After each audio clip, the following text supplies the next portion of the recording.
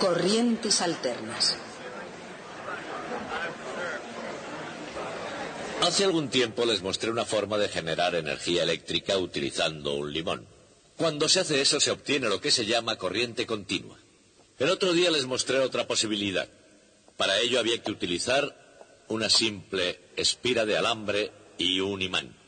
Cuando se genera energía de este modo, la corriente va atrás y adelante o arriba y abajo y recibe el nombre de corriente alterna. Y esta es la forma en que se genera casi toda la energía eléctrica.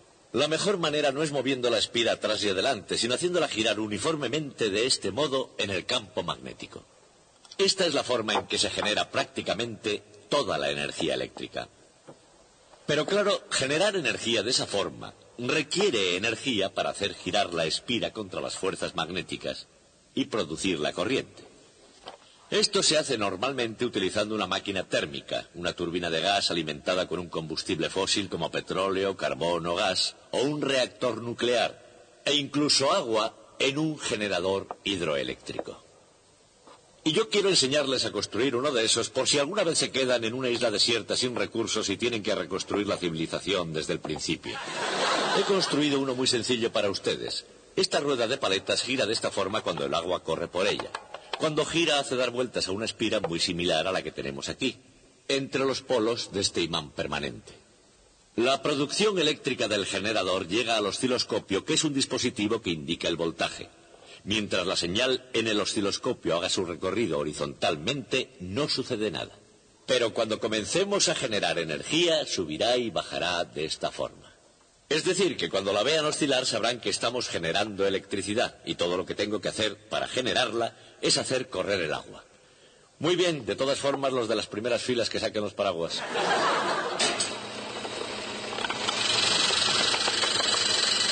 Y aquí está, energía hidroeléctrica.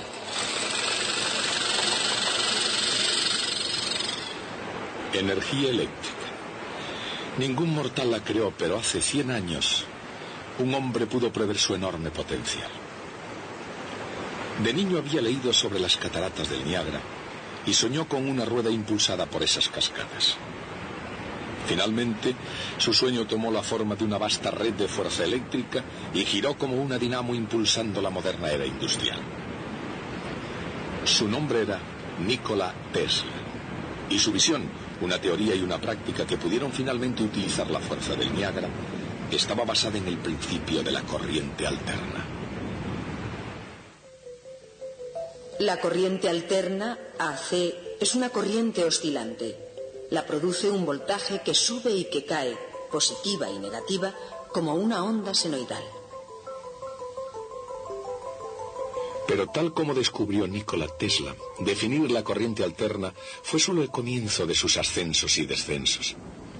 Él quería que la corriente alterna impulsara todo lo que hay sobre la Tierra, pero en el mundo real, el mundo de los negocios, esa idea encontró una enorme resistencia. Ya desde el principio tropezó con las fuerzas eléctricas que era Thomas Alva Edison y los defensores de la corriente continua. La corriente continua, DC, es un chorro constante de electricidad. Idealmente, su voltaje es constante e igual a la intensidad de corriente, también constante, multiplicada por la resistencia efectiva del circuito. Evidentemente, en el punto básico de corriente alterna contra corriente continua, Edison y Tesla estaban en longitudes de onda diferentes, y se trazaron las líneas de la batalla en lo que se dio en llamar la guerra de las corrientes. Pero la batalla fue mucho más allá del campo relativamente seguro de la teoría científica. Había muchos otros intereses implicados. Se amasaron y perdieron fortunas. Hombres poderosos e ideas poderosas avanzaron y retrocedieron. ¿Qué había detrás de todo este clamor y furia? Tesla, un inmigrante de 29 años del este de Europa, llegó a Nueva York en 1884. Contaba con un libro de poesía, dominio de una docena de idiomas y menos de un níquel en su bolsillo. Pero tenía también una carta de presentación para Thomas Edison, quien le encargó la tarea de rediseñar dinamos en sus talleres de máquinas. Y por supuesto con una condición: las dinamos tenían que ser de corriente continua. Tesla estaba decidido naturalmente a hacer que la corriente alterna fuera la norma aceptada mundialmente, su carrera con Thomas Edison solamente tenía un camino. Antes de un año, Tesla había renunciado, en parte porque parece ser que Edison no cumplió su promesa de pagar una gratificación. Tesla comenzó a pasar una mala racha y estuvo una vez más prácticamente sin un céntimo. Al mantener su principio de la corriente alterna, Tesla no solo había tocado fondo, sino que había dislocado violentamente la maquinaria más poderosa de la faz de la Tierra. A la hora de sacar partido a la electricidad, nadie en el mundo podía compararse con Thomas Alva Edison. Se le considera el cerebro de la era de la electricidad. Como general eléctrico de la que llegaría a ser la compañía General Electric, Edison no fue llamado Napoleón simplemente porque la actriz Sarah Bernhardt dijese que parecía representar ese papel. Aún hoy sus oficinas centrales, el laboratorio Edison en Menlo Park, New Jersey, permanece vivo en la imaginación de la gente. Como un digno homenaje fue reconstruido desde sus cimientos tablón a tablón y conservado en el Museo Henry Ford de Greenfield Village en Dearborn, Michigan. Mientras vivió, Edison fue la fuerza creadora que estaba detrás de toda idea brillante que hubiese bajo el sol. A pesar de que su oído estaba disminuido, su genio produjo el primer fonógrafo del mundo. Y para que conste, también inventó la cámara de cine. Fue en Menlo Park, no en Hollywood, donde el cine tuvo sus primeros parpadeos. Con este invento, el teleimpresor, la presión sanguínea de los negocios comenzó a subir y bajar con el pulso de la bolsa. Y cualquier noticia viajaba lejos y rápidamente, con la versión ampliamente mejorada por Edison del telégrafo. De hecho, perfeccionó a menudo otros inventos, haciéndolos más prácticos y comercialmente viables. Otros inventaron el primer teléfono y la primera máquina de escribir, pero Edison los convirtió en efectivos instrumentos manuales. Por otra parte, Edison trató a veces de destrozar y no de mejorar las ideas de otros.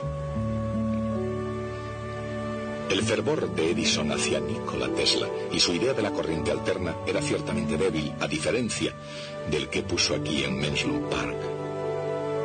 Y no es de extrañar. Comenzando por la casa de huéspedes de Sally Jordan, la primera casa del mundo iluminada eléctricamente, la corriente continua de Edison estaba en camino de iluminar cada casa situada dentro del alcance limitado de su red de centrales eléctricas. Y Edison sabía que incluso en los circuitos más simples, la corriente alterna de Tesla podía estar llena de sorpresas. Por ejemplo, consideramos un simple circuito constituido por una fuente de tensión alterna, un condensador y una autoinducción.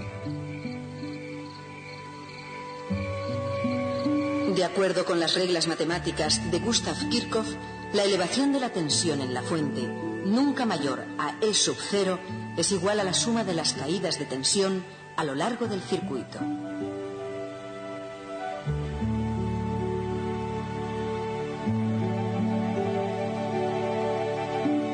El resultado es una ecuación diferencial que se puede escribir en términos de la carga Q en el condensador.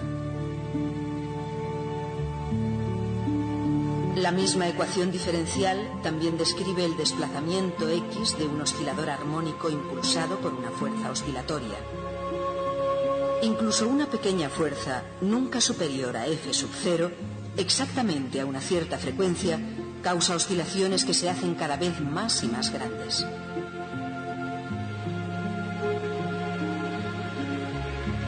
Y esto se añade al fenómeno de la resonancia, lo que significa que en un circuito de corriente alterna, incluso una pequeña oscilación de la tensión puede causar que circule una asombrosa cantidad de carga eléctrica.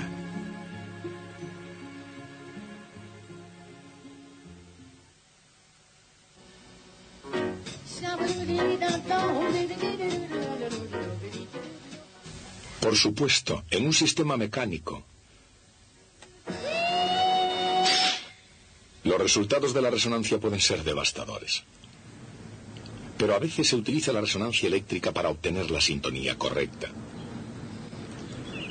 Tesla fue, de hecho, el primero en describir una red de circuitos resonantes sintonizados y de antenas, que es exactamente cómo se transmiten y reciben las señales de radio y televisión.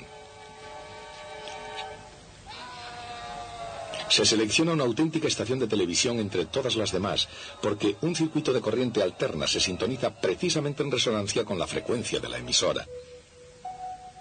Esto es verdad tanto para la radio como para la televisión. Y la resonancia eléctrica tiene lugar porque matemáticamente los condensadores y las autoinducciones actúan de forma muy semejante a los muelles y las masas. Por ejemplo, cuando un condensador comienza a cargarse, se crea una tensión que se opone a la carga. En otras palabras, un condensador se opone al cambio de carga positiva o negativa, lo mismo que un muelle se opone a ser estirado o comprimido.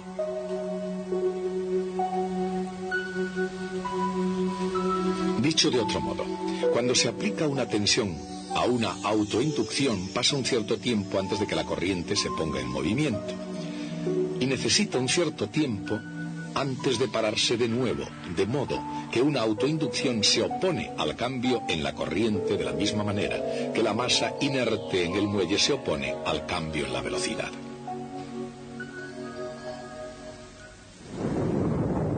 Independientemente de lo precisa que sea la analogía, pueden surgir diferencias. Por ejemplo, cuando la resonancia tiene lugar en osciladores eléctricos, no suele afectar negativamente a las personas. Pero cuando la resonancia tiene lugar en osciladores mecánicos, las cosas se nos pueden ir de las manos. En los circuitos eléctricos, la resistencia puede ayudar a mantener las cosas bajo control. Por ejemplo, consideremos un condensador y una resistencia en un circuito de corriente alterna. Si la frecuencia es suficientemente baja, la carga de tensión del condensador puede ir al paso de la tensión oscilante aplicada. Pero a frecuencias más altas el condensador no puede cargarse y descargarse lo suficientemente rápido, de manera que no se desarrolla una diferencia de potencial a través de él, y se desarrolla en la resistencia. Por otra parte, si hay una autoinducción en el circuito a baja frecuencia, hay tiempo suficiente como para que aumente la intensidad de corriente sin necesidad de aplicar mucho voltaje. Pero a frecuencias mucho más altas, la intensidad de corriente en la autoinducción no puede cambiar lo suficientemente rápido antes de que tenga que cambiar de sentido, de manera que se dé la diferencia de potencial fundamentalmente en la autoinducción y no en la resistencia. Cuando todos los elementos están en un mismo circuito a baja frecuencia, la mayor parte de la tensión se emplea en cargar y descargar el condensador.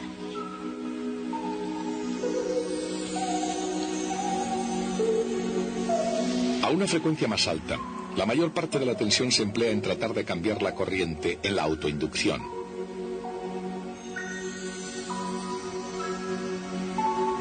De hecho, a una frecuencia muy alta, la autoinducción impide prácticamente la circulación de cualquier corriente.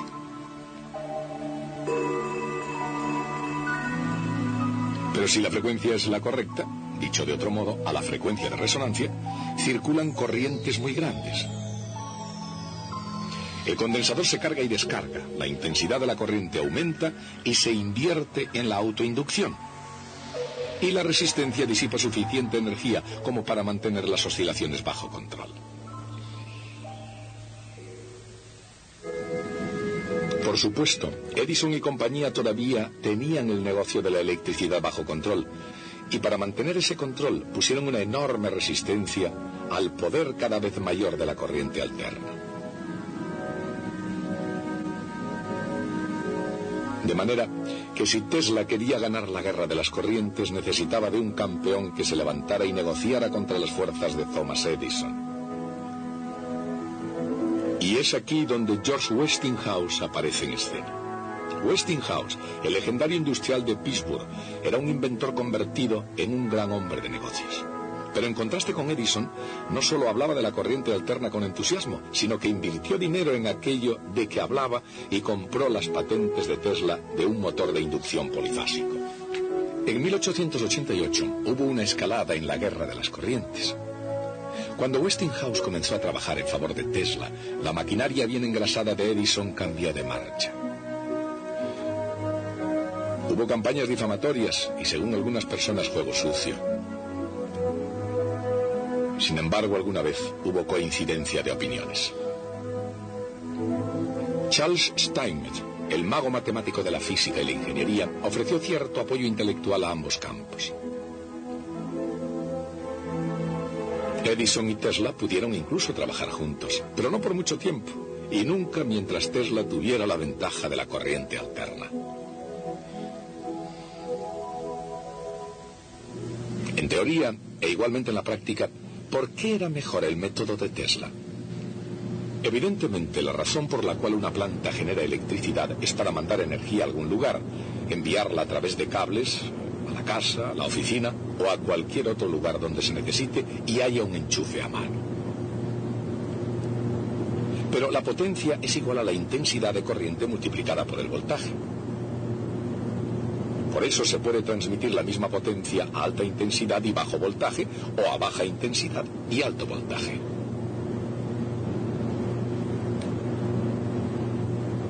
¿Cuál es mejor? Recuerden, los cables tienen una cierta resistencia y cuanto mayor es la distancia, más grande será la resistencia, porque la resistencia de un cable es proporcional a su longitud. Y por supuesto, al pasar corriente a través de una resistencia se genera calor, que es igual a la intensidad de corriente al cuadrado multiplicada por la resistencia. Este es calor perdido. Para la compañía eléctrica y para el consumidor, significa que una cierta cantidad de energía no estará disponible en el otro extremo. Como I es igual a P partido por V, ese calor es P al cuadrado multiplicado por R dividido por V al cuadrado. Entonces, para una potencia y una resistencia dadas, cuanto más alto sea el voltaje, menor será la energía perdida por el camino. En otras palabras, la clave para una transmisión eficiente de potencia es hacerlo al máximo voltaje posible. En una red eléctrica moderna, la energía se transmite rutinariamente a través de miles de kilómetros y a cientos de miles de voltios. Pero al margen de cómo se use, el receptor quiere que todos esos vatios lleguen a un voltaje seguro y manejable. Y eso solamente es posible si la energía eléctrica se puede transformar a alta tensión, necesaria para hacer el largo viaje hasta el consumidor, y volver a transformarse a baja tensión para ser utilizada al final de la línea. Esa tarea, subir y bajar el voltaje, es difícil de realizar con la corriente continua, pero con la alterna es comparativamente fácil.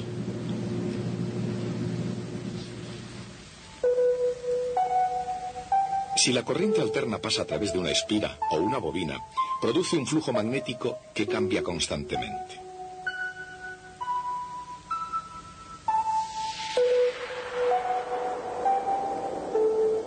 Una barra de hierro imantada por la bobina puede concentrar e intensificar ese flujo cambiante.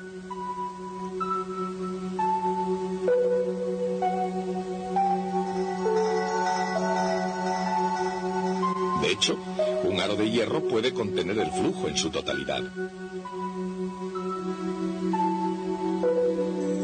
Y si se enrolla un circuito secundario alrededor del aro, cuando el flujo variable pasa a través de él, se induce un voltaje en el secundario. Ese voltaje es proporcional al número de vueltas alrededor del hierro. Evidentemente, entonces, el voltaje de la potencia transmitida al circuito secundario puede ser mayor o menor que el voltaje del circuito primario. De forma que, aunque la potencia que sale es casi igual a la potencia que entra, se puede elevar el voltaje para su transmisión a larga distancia y luego bajar el voltaje para su utilización sin peligro al final de la línea. Este principio es justamente el que daba la gran ventaja a la corriente alterna de Tesla con respecto a la corriente continua de Edison. Y este principio, que era revolucionario a finales del siglo XIX, ese principio habría de ser aplicado en el siglo XX desde un extremo a otro de la Tierra.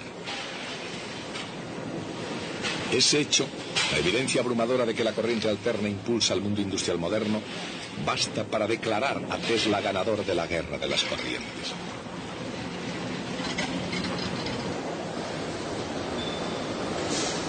Por otra parte, en guerras e historias como esta siempre hay dos aspectos.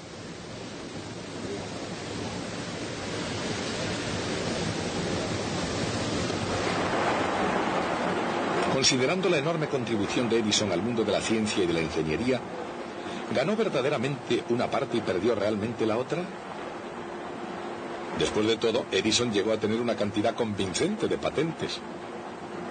Antes de Tesla, Edison construyó sus propios generadores, uno tras otro, aumentando su potencia cada vez. Pero luego, Tesla hizo lo propio, y al igual que Edison, seguramente también construyó turbinas y motores.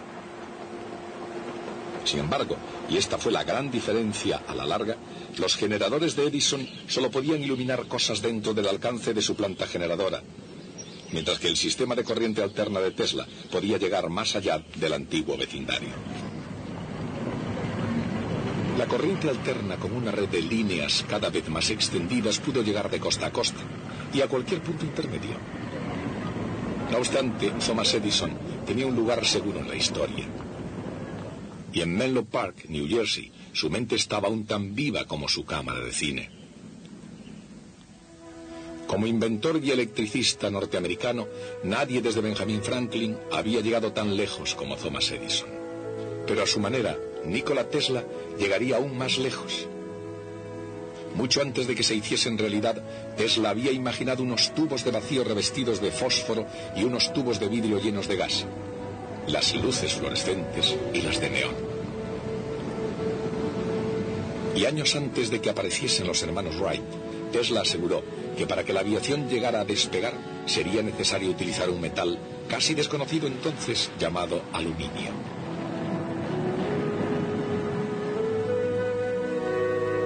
Y mientras que Marconi recibió la aclamación de la prensa por inventar la radio, Nikola Tesla obtuvo en los juzgados el crédito, así como el veredicto final. Hablando de crédito, algunos dicen que a Tesla se le negó el merecido crédito de muchos inventos originales. Con todo, nadie puede negar que Tesla fue uno de los científicos más dinámicos que han existido, ni que la fertilidad de su mente y su inventiva fueran incomparables. Pero Tesla, más interesado en los inventos que en las publicaciones científicas, guardó gran parte de su metodología en su mente. Tal vez por eso, durante años, la comunidad científica permaneció dudosa o fue mezquina en sus alabanzas. Tesla recibió, sin embargo, los doctorados honoris causa de Columbia y Yale. Y finalmente, con ironía involuntaria, hasta le fue concedida la medalla Edison, el más prestigioso premio que ningún otro hizo famoso más que el propio Edison.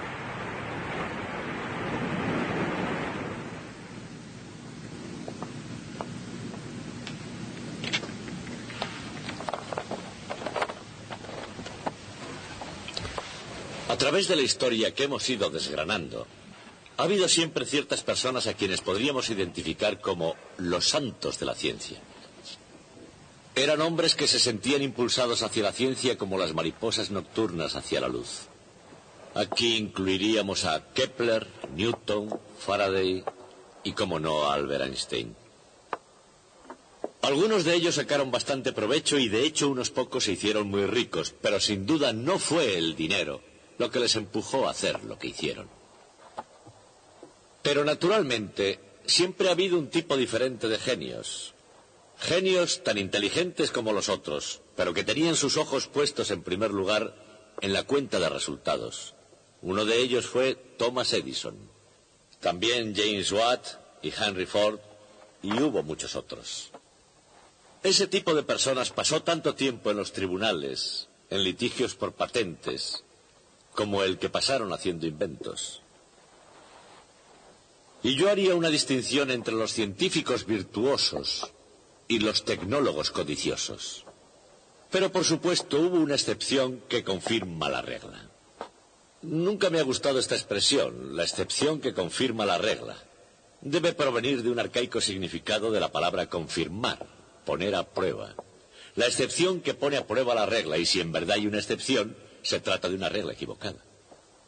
Pues bien, hubo una excepción que puso a prueba la regla y la encontró defectuosa. Y esa excepción fue Nikola Tesla. Nikola Tesla fue, desde luego, un genio de primera magnitud. Si Michael Faraday pudo concebir el espacio lleno de líneas de fuerza constante, Nikola Tesla, por su parte, pudo concebir generadores y motores multifásicos, todos conectados con circuitos eléctricos complejos, que cuando fueron fabricados todos funcionaron perfectamente, tal como los había imaginado. Una y otra vez, Tesla hizo fortuna y la dilapidó. Pero rehusaba trabajos fáciles con buenos sueldos, que le hubieran valido para dedicarse solo a pensar y a inventar. Se puede decir que Tesla, como Da Vinci antes que él, fue un verdadero santo de la ingeniería. Murió casi olvidado y casi sin un céntimo en la ciudad de Nueva York.